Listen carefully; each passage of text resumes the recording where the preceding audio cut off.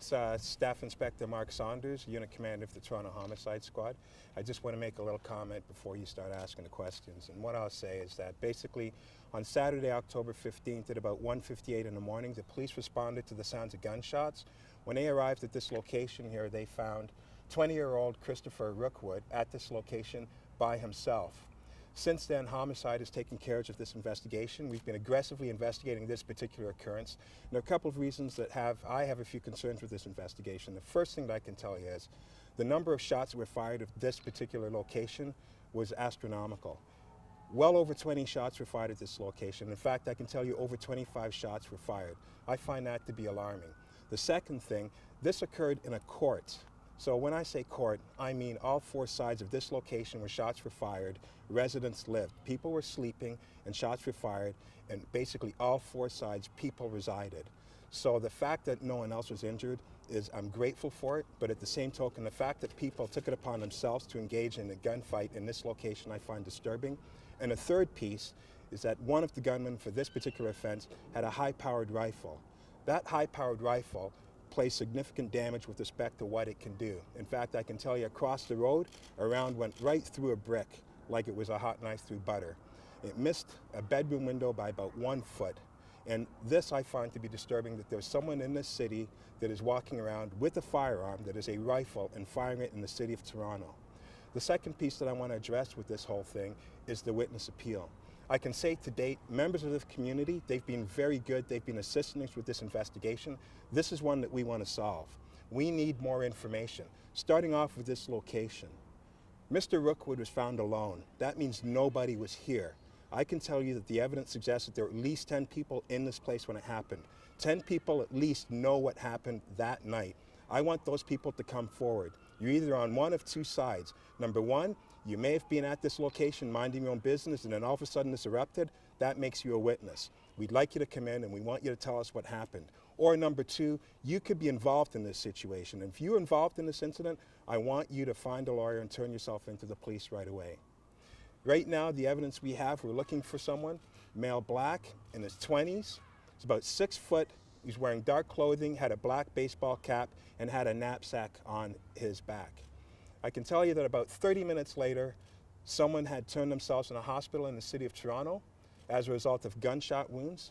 We are investigating whether or not there's a connection with this particular occurrence and with that person that turned themselves into the hospital.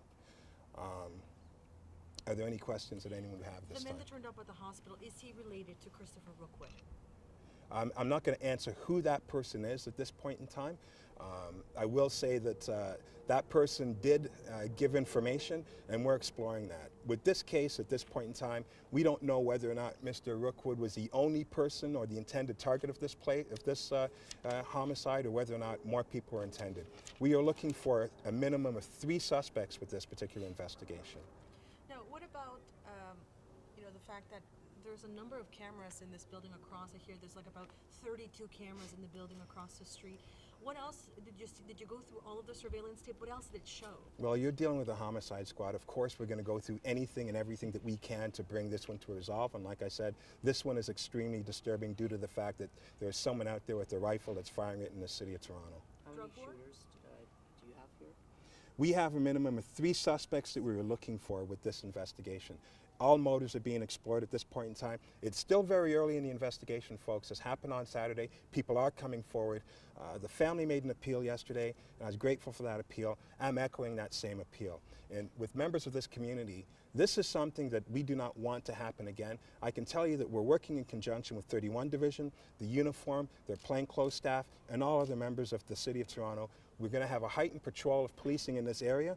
We want to make sure that this does not repeat itself. But I can tell you, if you want long sustainability with respect to this not happening again, it's a two-way relationship. We have to have the members of the community. There is no doubt that people in this neighborhood know exactly what went down, and we want all the information that we have concerning this. No matter how small you think it is, it may play a key and significant role with this investigation. In terms of the, you mentioned obviously the amount of shots that were fired. The victim, was he known to police? In his youth, but as an adult, no, he was not known to the police with respect to having a criminal record or anything like that. You said 3 suspects you're looking for. Does that mean there's at least 3 firearms involved here? I'm saying that we have 3 suspects that we are looking for at this point in time in the investigation. And I'm also saying, I don't want to be cryptic about it, there are people that definitely know what happened. The evidence is indicating that there are a multitude of people that were present when this happened. Those are the people that we want to come forward. We know that you were here. At some point in time, the investigation is early. We will find out who you are. We will be knocking on your door, and we'll be taking every step to make sure that you're either part of the team or you're not part of the team. And if you are going to be brought before the judicial system, we will definitely be the ones that will bring you there.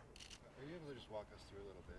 Is Christopher inside when this happens, inside one of the units, or outside, and where are the shots fired from? I'm not going to, there's certain things that I can give you. Trust me, I'm not holding back on things because I'm being sexy about this. I'm holding back on things because I have to appreciate that this has to go before a judicial system, and there's certain things that I cannot say at this point in time. And that, unfortunately, is one of the things that I can't say, and there's specific reasons towards that. So you can't say if he was inside or outside when he shot? I'm not answering that. Are there any other questions? Well, one of the neighbors mentions that the door is filled, written with gunshot bullet holes. I mean, is the whole door? What about around that door? Anything like that?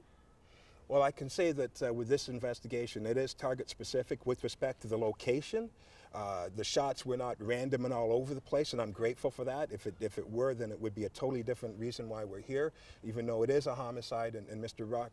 Rookwood was murdered, it could have been a lot more devastating than this. So, I'm saying that the evidence seems to indicate that address was definitely the specific location that these 3 suspects were interested in. What was he doing before this happened? I won't get into that. I've got 2 more questions and then I'll be gone. Thank you. So this wasn't Rookwood's home, I take it. So do you know, is this like Mr. Rookwood did not live here. Of course it would be wrong place, wrong time if you wind up in this set of circumstances. So, yeah, wrong place, wrong time for Mr. Rookwood, yes. So what was going on here? Was it a barbecue or a party? Well, as I was saying, there are at least 10 people that were at this place when it happened, including we haven't spoken to the occupants, we haven't spoken to anyone that was here. So until they figure out when they're going to come in and talk to the police, that we'll be able to get a better version of events with respect to what happened. Thank you very much for showing up.